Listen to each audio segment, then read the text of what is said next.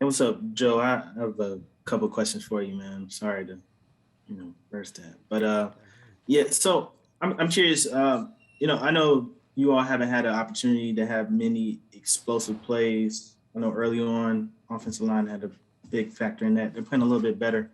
Um, but I want to ask you, get your opinion instead of me just saying stuff. Why do you think you all haven't been able to have as many explosive plays as I'm sure you would like so far?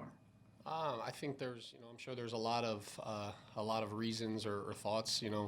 It's a combination of things. Sometimes it's as we just have to make some plays. We have to, push the ball down the field and take some shots. Making people miss.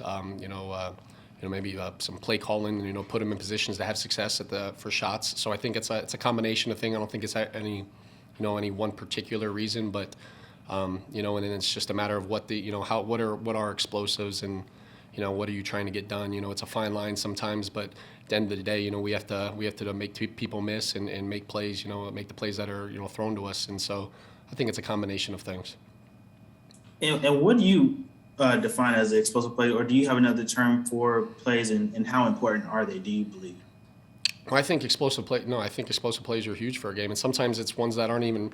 You look back at the Arizona game. The throw to DJ from Cam. It was an incomplete pass, but it was a PI. That's really an explosive play, and so a lot of times it's it's a fine line whether it's hard to get a lot of 20-yard plays in the NFL.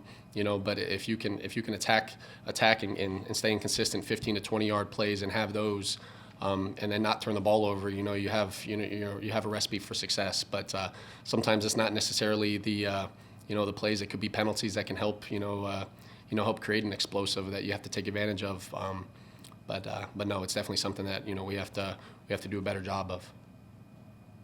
Let's go to David Newton, followed by Darren Gant. Hey, Joe, hope you had a good holiday. I Likewise. wanted to ask you, Matt was saying during the Washington game that one of the reasons he called timeout and went for it on fourth down was Cam didn't have a full grasp with a 2 minute offense. Where does he stand in that now? And are you better equipped to handle that if you get in a similar situation? Yeah, I think another week in the system. I think he's naturally going to get more and more comfortable, and if we get the ball at the end of the game, it's our job to finish that regardless of anything. And so we didn't get that job done last week, and if it happens this week, we got to take advantage of it. And following up kind of on what Jonathan was talking about, and Matt said the lack of deep pass was on him and you for not challenging deep. I mean, he mentioned the fact that a lot of your system is built on underneath routes. Are you having to adjust that a little bit for the league or for what Cam can do? No, I wouldn't say it's strictly for underneath routes. Sometimes you get explosive plays for underneath routes, guys, making plays, and it's a fine line. Sometimes you take shots. It can be a deep incomplete pass. It can be 2nd and 10, but it also can be a 50-yard completion, a touchdown. So you have to weigh the pros with that and understand as the games are going. But at the end of the day, in order to, as a play caller, it's a lot easier when you're not having to call 12 play drives, and able to, change the field. And so we have to do a better job of just being explosive and staying on the field and making the most of those opportunities. Thank you. Joe, in terms of what you guys have in for Cam, does he have like a little bit of everything now, or are there still like entire sections of the playbook that, okay, we'll get to that later kind of thing? Or does he have just a smattering of everything right now? Yeah, we're kind of, it's kind of a day by day. We're kind of installing the game plans, and and we always preach, and trying to put our players in position to have success and figuring that out, and including Cam in that, and finding out things that he does well and incorporating that into it. But for us to kind of go just to day one of training camp and try to think we have the time to teach all these plays and teach, that's what the training camp and OTAs are for. And so we're kind of just doing everything on the run, and and he's doing an incredible job, and he's showcasing his process and his work ethic and how intelligent he is to be able to grasp it all so quickly. Are there particular parts of it where you've been impressed with, okay, he got this a lot quicker than I thought he was going to? I mean, I think so often at the end of the day, Cam will be the first to say at the end, all that matters is winning. But for him to go out there last week and be able to function, not only function, but have success in an offense that he's been in and really practiced for 4 days and not come out of the game, I think is a testament to, his work ethic. His process is incredible. How intelligent he is. All of that stuff is a lot of things don't go noticed, but how late he stays here and just talking to him the night before the game, just going through the game plan, just how much he grasped and how much he understood, the why of what we were doing for it. And so, you saw, it was fun to get a taste of exactly, how great Cam Newton is. Next question will go to Ellis Williams, followed by Joe Person. With all the turnover you guys have had on the offensive line, how have you noticed the leadership among that group change?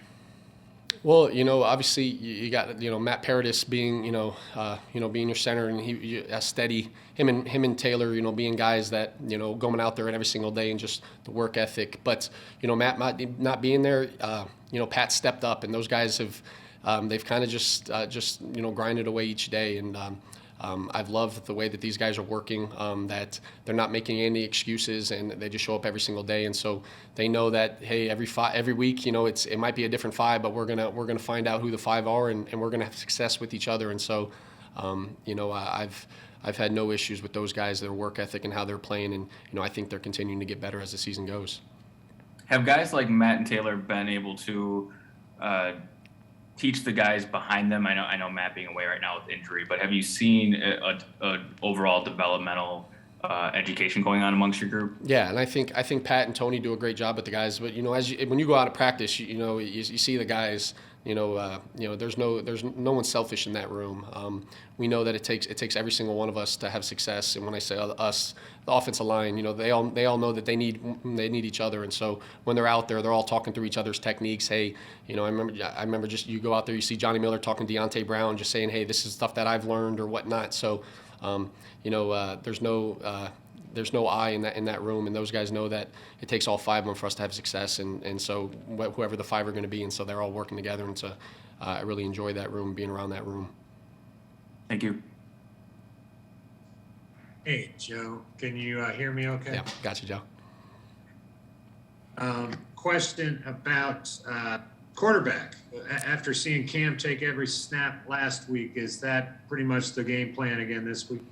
We're kind of, it was as the game was going, it was conversations that we were having on a regular basis, and so each drive just kind of Cam was doing a great job this past week of he was in a flow, and but we're going into the game just like we always do every week, preparing all three quarterbacks, and they all got to be ready for 60 plays, and so PJ and Matt both understand that, and so obviously Cam going out there and trying to be doing what he can to move the field and help our offense. And I know that if PJ has the opportunity to go in there, he's going to be able to go. And so however coach wants to roll with it, our guys are going to be ready.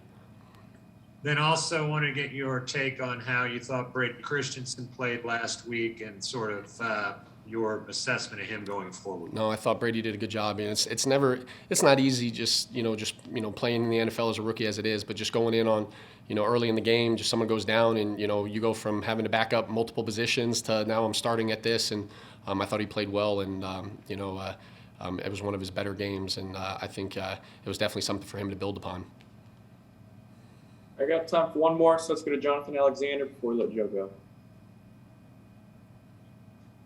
Joe, I just had a question about Terrace. I guess in what ways could you, because he looked great in the preseason and just kind of hadn't had many catches this year. In what ways can y'all kind of get him going? Yeah, I have to do a better job. Our passing game, I have to do a better job in our passing game, us being more efficient, us being more explosive, and I think that's utilizing our guys. We have to, do a better job at that. And I think as the season goes on, we're going to have to. There's going to be times like at the end of the game last week where we're going to have to throw the ball to win, and so I'm going to have to do a better job of putting our guys in a better position to have success. Obviously he was out for a couple weeks, in particular, but no, I have to get him more involved.